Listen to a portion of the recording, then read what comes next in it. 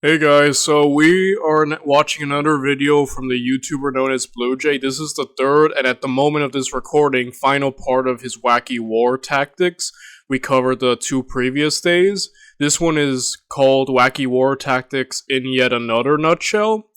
And yeah, I've really enjoyed these videos. I love just learning about battle tactics. It's been my favorite thing to do since I was a teenager. I just love studying battles and how people win, especially ones where like out of the box thinking is just taking place. So yeah, these videos have been a real delight for me, and I'm really looking forward to watching this one. And so yeah, the link to this video by BlueJay is down in the description down below. It is always the first link. And if you enjoy my content and want to help support my channel, feel free to like, comment, and subscribe. It would really help my small but humble channel grow, and I would appreciate it very much. With that said, without any further ado, let's get to it, shall we? Let's watch Wacky War Tactics in yet another nutshell by BlueJay. Gosh darn it.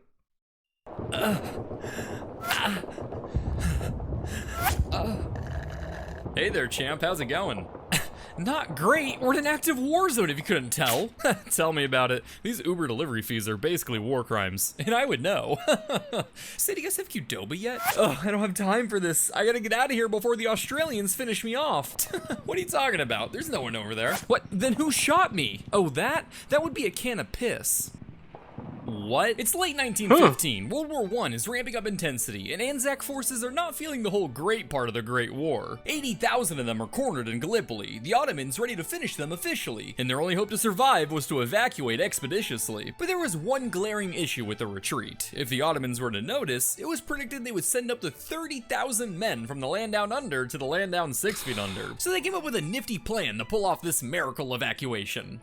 What if they retreated by not doing so, or more specifically, convince the Ottomans that they were still having a grand old time playing in their trenches, all whilst actually scurrying to their comfy metal float floats. To help pull off this ghost army masquerade was the wondrous drip rifle. Not that kind. Essentially working from home, but without the Clash of Clans in your underwear part, a drip rifle was a gun that was rigged with a delayed firing mechanism consisting of 2 cans and a bit of string. The top can would be filled with water and slowly drip into the bottom one until Isaac Newton took the wheel and pulled the trigger with a nerd magic of gravity. Oh, wow. However, given the fact that fresh water was rather scarce for Anzacs in Gallipoli, there's a non-zero chance that some of these cans were given the old golden shower treatment to operate, making it undoubtedly some of the finest work ever graced by Australian hands, other than yours truly. Therefore, after the rear guard set up a bunch of these with dummies and smoked a platoon's worth of cigarettes each to make the trenches appear full of men, or trains, they were able to safely evacuate with remote gunfire masking their withdrawal from the Ottomans, who were none the wiser. That is genius. Holy crap. I've never heard of that before. That is like 5D level chess genius. And they're shooting them with piss essentially while getting away. Dude. Okay, that's cool. That's really awesome. And disgusting, but awesome.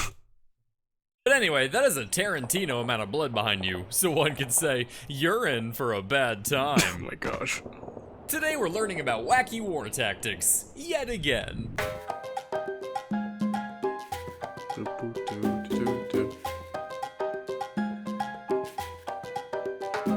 I watch you while you sleep. Ancient China, the spring and autumn period, also known as history's first battle royale, with something like 1 to 200 states vying for power, including the Qi. Oh my goodness. Or the fancy Qi.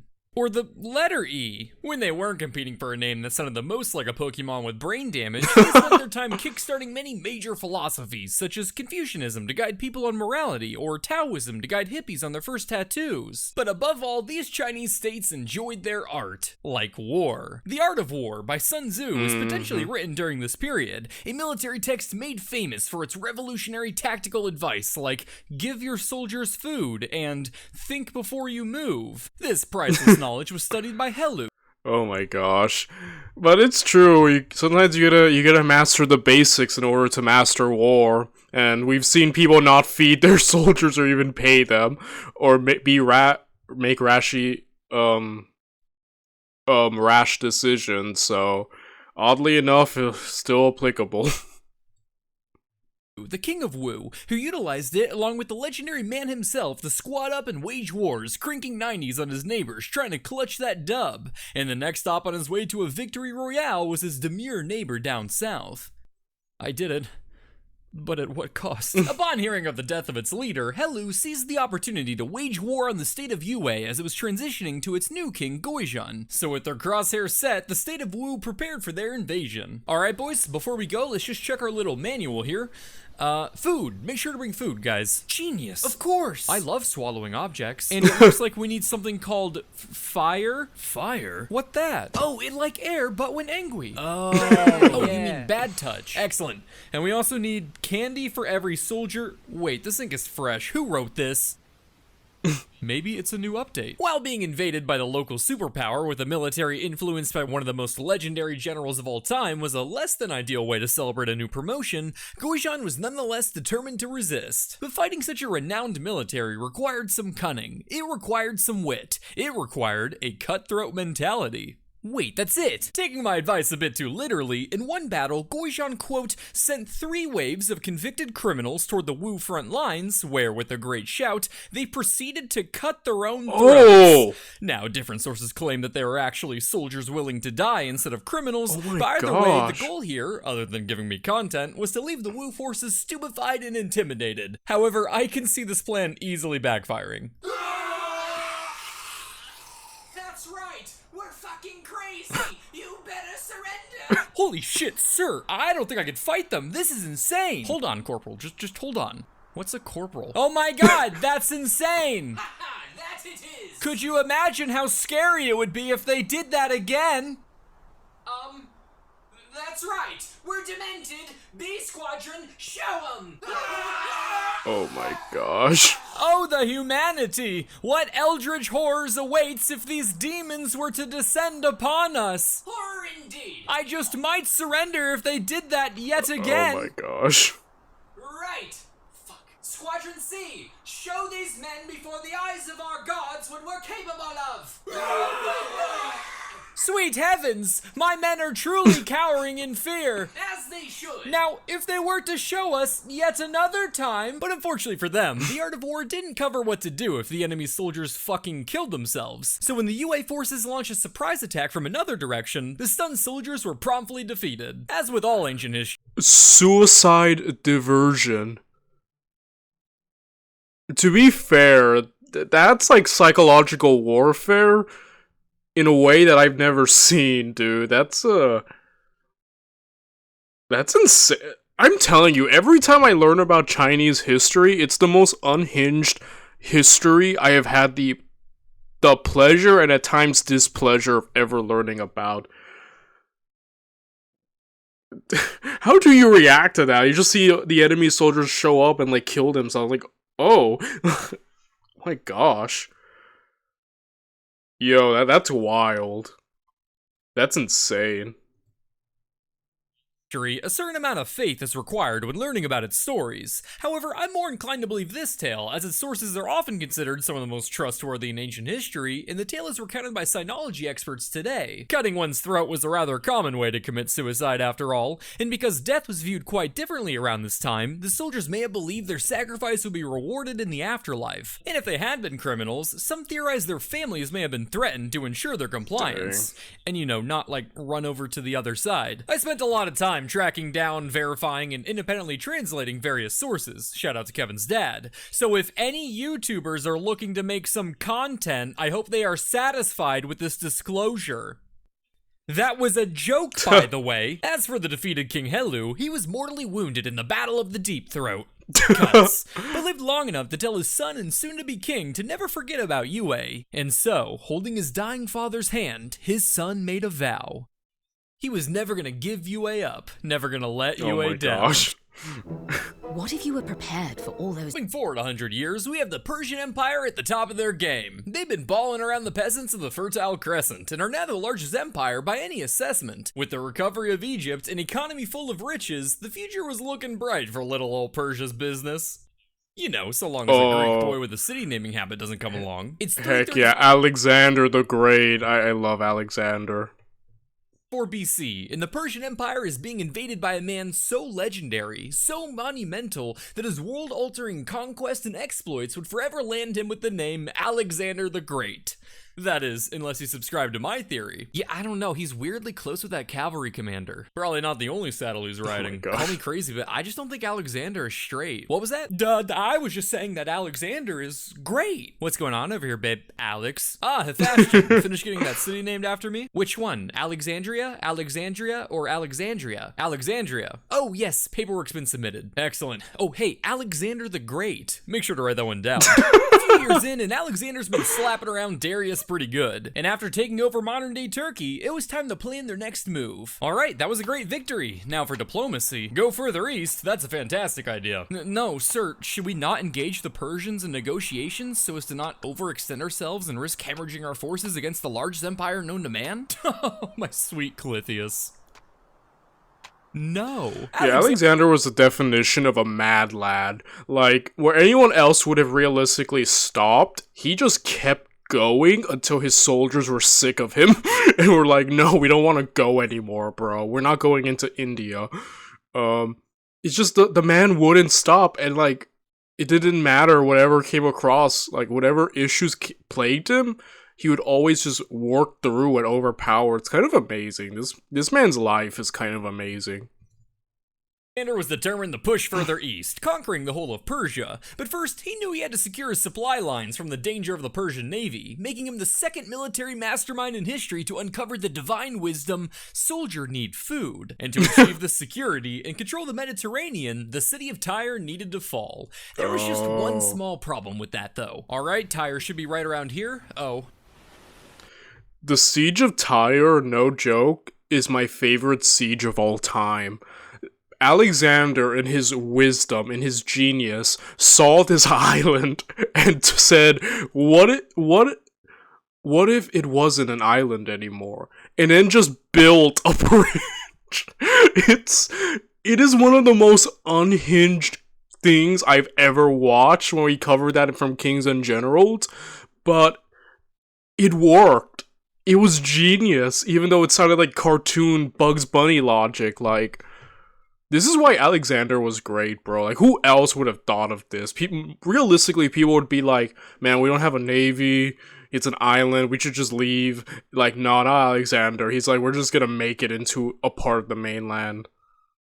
And I think remnants of that bridge he built is still around to this day. So, honestly, just genius. It's my favorite siege of all time. Looks like it's an island, sir. But what if it wasn't?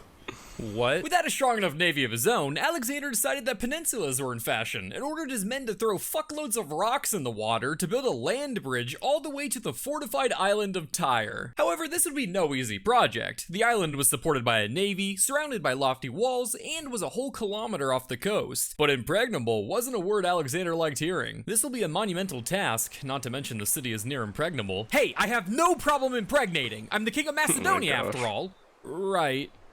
So anyway, if we want this to work, we're gonna have to figure out how to get it up. Who told you that? That was one time, Clythius. Is Mary running that bitch mouth again? No, sir, I'm sorry. Please, don't be too hard on me. I have no problem getting hard. Call him Alexander Deflate. What was that?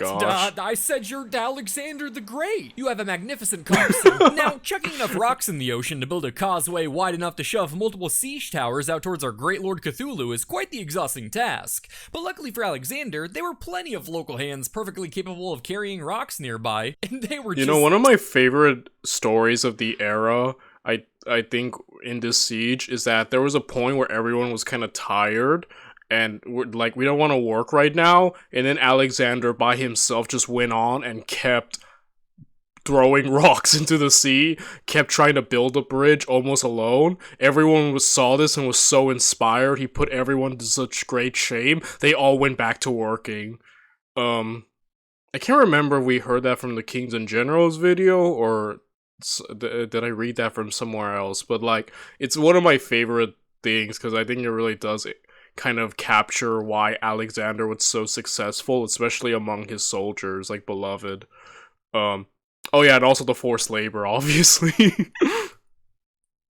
To excited to help. All that's needed now is a bountiful supply of rocks.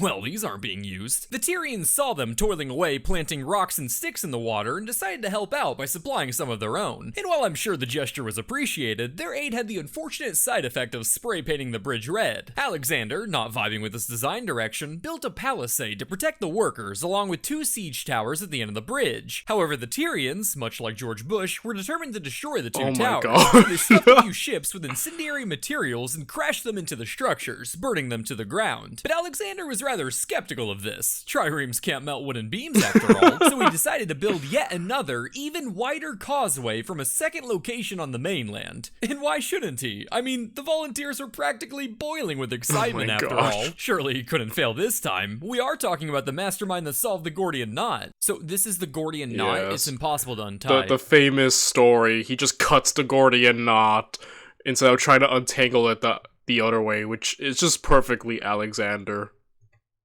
Oh, impossible, you say? Yeah, it has to be. It's holding a suspended load of concrete over an orphanage. So you're saying it'd take a true hero to untie it, huh? No, ideally it should not be messed with. Oh, sweet Jesus!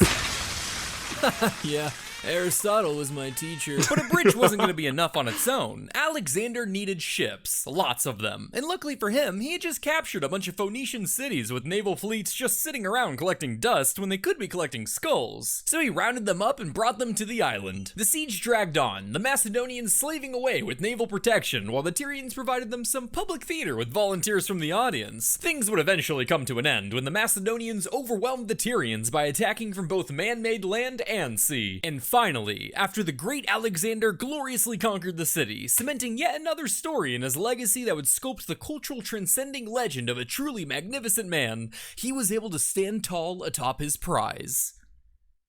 And sell the women and children to slavery.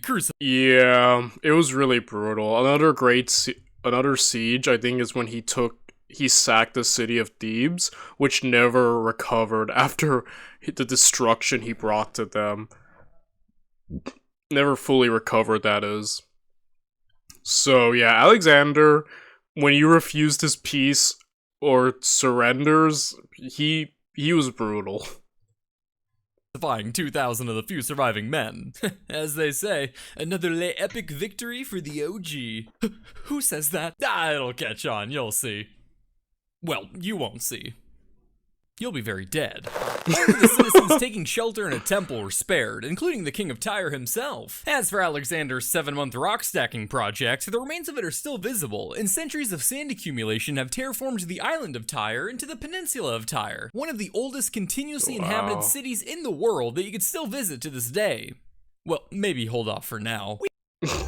Remember the Cold War's that funny half-century period where 2 halves of the world edged each other to see who would splooge plutonium first. But while today we know both sides ended up being true long-lasting kings, the Brits of the 1950s weren't so sure and needed to develop some contingency plans in case the hammer and sickle came a-knockin'. But how does one stop the LeBron of steamrolling through Eastern Europe from doing just that? Well, luckily, the puzzle of keeping big groups of people out of big chunks of area while also assisting with hell's underpopulation problem had already been solved. Landmines. Only problem was, landmines were kind of lacking pizzazz. That was last decade's fashion after all, so how does one jazz up this concept with the taste of the 1950s trends? Introducing Operation Blue Peacock, which was renamed from Blue Bunny, which was renamed from Brown Bunny. Really doing everything they can to avoid a Warner Bros. Lawsuit. Blue Peacock was a project to develop a nuclear landmine with the goal of putting the first Soviet man into orbit. The plan was to bury a bunch of these in an area so uninhabitable and undesirable that nobody would mind it getting destroyed and irradiated. You know, somewhere like Germany. This way, if the Soviets were to invade the Iron Curtain, their advance would be halted in their tracks with some atomic confetti, blanketing the area in enough radioactive fallout to prevent enemy occupation. This 10-kiloton nuke, weighing 7,300 kilograms, would be buried 35 feet deep and blast a crater 640 feet across. To help visualize, that is a bomb weighing 780,302.73 gumballs with a 100 billion gumball yield, buried 420 gumballs deep, and exploding a 7,680 gumball wide crater. That's perfect. With how big these puppies were, you weren't exactly able to litter a whole minefield with them, so they had to choose their locations very strategically. Alright Vlad, it was a good day one, but I'm thinking we set up supply depot before pushing on. This looks like a good spot, so let's... Hey! A little more to the right! Of course, these landmines couldn't be pressure activated, not unless we wanted some kid playing hopscotch to step on a crack and break the sound barrier. So instead, they were designed to be detonated either by wire or by an 8-day timer. And to prevent anyone from being too nosy, it would also detonate if it was tampered with by any passing Russian soldier and/or curious child. There was just one problem with this plan. With the bomb being 35 feet deep in German soil, cold winter temperatures would prevent the electronics from working properly. So those lab boys back in the UK had to come up with an idea so ingenious, so brilliant, that they could keep their bomb internals safely warm for 8 whole days in the field until detonation. Congratulations on your new appointment, Dr. Pecker. Our team couldn't have selected anyone better. I'm just happy to be given the opportunity. After 8 long years of higher education, I'm excited to finally be able to pay off my loans and provide for my wife and eggs back home. The job market is tough for my kind, as you can imagine. Well, I can assure you we don't discriminate here at Fort Halstead. We only pick the best candidates for the job. I'm glad to hear that. So, where's my office? Oh, just right in here. The Brits' genius idea was to stuff a live chicken in a nuclear landmine to keep it warm with good old-fashioned body heat. They planned to give it enough food to prevent it from pecking at wires and keeping it alive for at least 8 days before it was sent to the Shadow Realm. Truly a device only conceivable by the West, as pumping a KFC meal full of the entire electromagnetic spectrum. Dude, that's insane.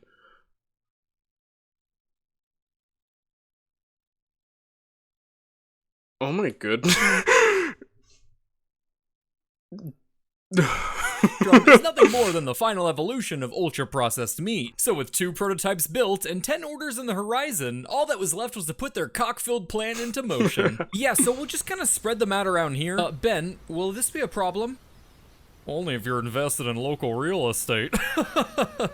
No, they'll be quite dead. The Brits chickened out of the project once they remembered that nuclear fallout was famously unpredictable and could drift towards what I guess you could refer to as people. Blue Peacock was kept secret until it was declassified on April 1st, 2004, leading many to believe that shoving a Popeyes combo and a nuke had to be an April Fool's joke, to which the head of education at the National Archives responded, "The civil service does not do jokes." Oh While gosh. trashing a project that spent 4 years in development sounds like a complete waste of time, they did find a way to salvage this at the end of the day. All that hard work designing and developing a wacky weapon prototype would end up fueling Britain's other favorite hobby: filling museum basements. Wacky War Tactics Part 3, 8.1452 out of 10 stars. Alright, so that's it for BlueJay, at least for now, until he ever releases another Part 4. But overall, yeah, that was wild. And I really enjoyed these 3 videos that we saw from BlueJay. I really enjoy looking at these tactics and just how crazy we are as a species. And yeah, I'm just gonna end the video right here. I'll see you guys tomorrow. Bye everyone.